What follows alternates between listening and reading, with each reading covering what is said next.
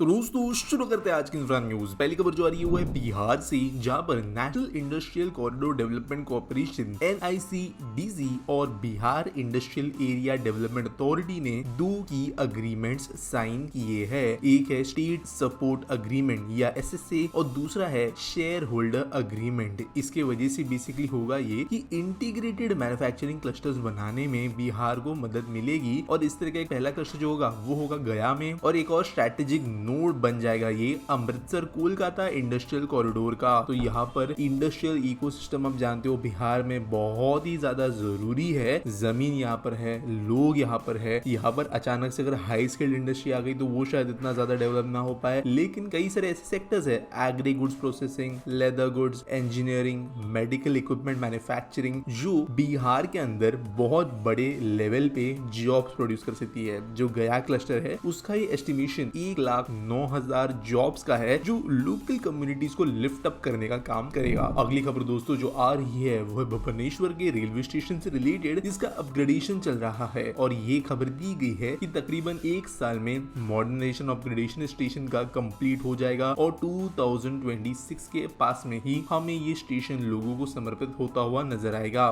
बात करें स्टेशन के अंदर तो एंट्री और एग्जिट रूट्स को जो है सेपरेट किया जा रहा है। उड़ीसा गवर्नमेंट जो है स्टेट लेवल की वो भी इसके ऊपर काफी ज्यादा ध्यान दे रही है। जो कई सारे लैंड थे स्टेट ओन रेलवे स्टेशन के आसपास में वो यहाँ पर यूज किए जा रहे हैं ताकि अप्रोच रोड्स बन सके, क्लियरेंसेस वगैरह दी जा सके वगैरह, और इसके वजह से काफी बड़े लेवल पे एक बहुत ही अच्छा स्टेशन बनने वाला है भुवनेश्वर का। अगली खबर दोस्तों जो आ रही है वो है Gujarat international finance tech city से, और आज वैसे कई खबरें इसकी आएगी, लेकिन पहली खबर ये है कि यहाँ पर लॉन्च हो गया है गिफ्ट IFIH, यानी कि gift international fintech innovation hub. Basically incubator और एक्सेलरेटर है, और ADB साउथ और ADB बैंक या एशियन डेवलपमेंट बैंक जो है उसके साथ में मिलकर इसको बनाया गया है। तो basically Ahmedabad university of California, San Diego, इन यूनिवर्सिटीज के स्टूडेंट्स के साथ में मिलकर इंक्यूबेटर प्रोग्राम्स वगैरह रन करेंगे। अब ऑब्वियसली इंक्यूबेटर अगर अच्छे लेवल पे चलते हैं तो इसमें से बहुत ही ज्यादा अच्छी कंपनीज हमें बाहर आते हुए नजर आ सकती है, और इनोवेशन की जो जरूरत है वो पूरी होते हुए नजर आ सकती है। फिनटेक के मामले में देश अच्छा कर रहा है, तो यहाँ पर ये भी एक अपॉर्चुनिटी बड़ी गिफ्ट के पास में अब आ गई है। अगली खबर फिर से गिफ्ट से आ रही है, जहाँ पर ऑस्ट्रेलियन यूनिवर्सिटी ऑफ वोलोंगोंग यहाँ पे इनॉग्रेट हो गई है कल के दिन। तो बेसिकली ये इनका इंडिया का कैंपस है जो कि गिफ्ट सिटी गांधीनगर के पास बनाया गया। Financial technology, masters of financial technology, graduate certificate in financial technology, इस टाइप के कोर्सेज वहाँ पे दिए जाएंगे। तो ऑब्वियसली जो सिटी है उसी के आसपास के कोर्सेज ये है, और जो भी एसेंशियल सर्विसेज वगैरह होती है यहाँ पर दी गई है। वैसे दोस्तों यहाँ पर जो डिजाइन था इस बिल्डिंग का उसके वजह से कुछ समय पहले बारिश के टाइम पे यहाँ पे फ्लडिंग हुई थी, लेकिन वो चीजें सॉर्ट आउट करके जो है फाइनली इसको जो है इनॉग्रेट कर दिया गया है। तो ये वैसे देखा जाए तो फर्स्ट नहीं है, डाइकिन यूनिवर्सिटी भी एक इंटरनेशनल यूनिवर्सिटी ऑलरेडी गिफ्ट में है जहाँ पर ये अब पढ़ाना शुरू करेंगे।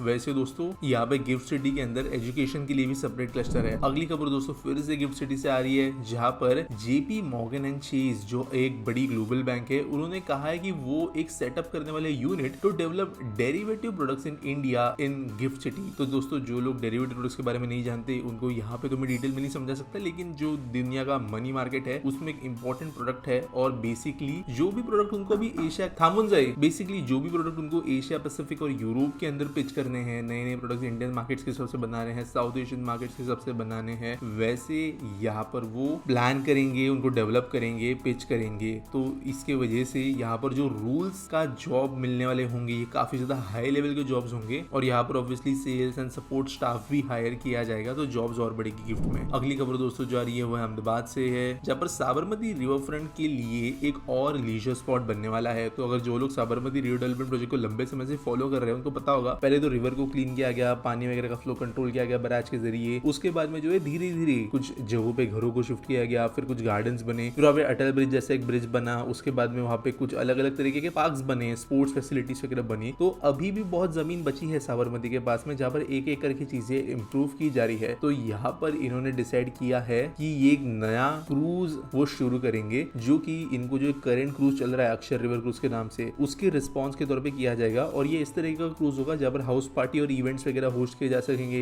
वेडिंग्स होस्ट की जा सकेंगी, एंगेजमेंट्स, बर्थडे पार्टीज वगैरह जो है होस्ट की जा सकेंगी। यानी ये थोड़ा बड़ा क्रूज होगा। जो लोग नहीं जानते इसके बारे में, बेसिकली मस्त बोट बनाई है जो एकदम जलती है, अलग अलग लाइटों में फैसिलिटीज दी गई है, स्टाफ वाइप पे होता है, और बस वो रिवर में आगे आगे पीछे घूमती है, लोग उसमें खाना पीना खाते हैं और अपने सेलिब्रेशंस करते हैं। तो सिमिलरली यहाँ पे एक और लॉन्च होने वाली है। आज के आस्क पीटी सवाल के बारे में बात करें तो सूर्यांश सिंह पूछते हैं, why railways is not using push pull configuration for every train, please explain कर दो भैया। देखो यार, सिंपल सी बात है, पुश पुल का मेन फायदा ये है कि आपके ट्रेन का एक्सेलरेशन जो है वो बढ़ जाता है, ब्रेकिंग जो है थोड़ी बढ़ जाती है। उसके वजह से जो ट्रेन को ओवरऑल टाइम लगता है लंबे डिस्टेंस को कवर करने के लिए वो थोड़ा सा कम होता है। बहुत मैसिव डिफरेंस नहीं आता है, लेकिन थोड़ा कम होता है। सेकेंडली, जो रिवर्सिंग टाइम होता है किसी ट्रेन का, स्पेशली अगर वो ट्रेन जो है जाके वहाँ पे 8-10 घंटे साइडिंग में नहीं रुकने वाली, तो वो टाइम बचता है, क्योंकि आपको जो इंजन निकालने जोड़ने वाला जो काम है वो नहीं करना पड़ता है। काइंड ऑफ एक ट्रेन सेट के जैसे वो ट्रेन बन जाती है, जैसे ईएमयू होती है वैसे। लेकिन सिंपल सी बात है, अगर 2 इंजन लगा दिए जाए हर ट्रेन में तो इंजन की जरूरत कितनी पड़ेगी? सिंपली जो है बात वो डबल इंजन की हो जाती है उस समय पे। और इतने रेलवे के पास इंजन नहीं है ना, इतने इंजन जो है बस थोड़ा सा टाइम जो है बढ़ाने के लिए करना इकोनॉमिकल है। मैंने कल ही वीडियो पोस्ट की है देश के सबसे महंगे लोकोमोटिव्स के बारे में, जो आप जाके देख सकते हो। तो वहाँ पे मैंने आपको बताया कि एवरेज इंजन जो है वो 15 से 16 करोड़ का पड़ता है। अब अगर हर ट्रेन के लिए उतना कर दिया जाए तो उससे बेहतर होगा कि जो ये थोड़ा बहुत टाइम बच रहा है कुछ पर्टिकुलर ट्रेन में, उसके बदले जो है पैसे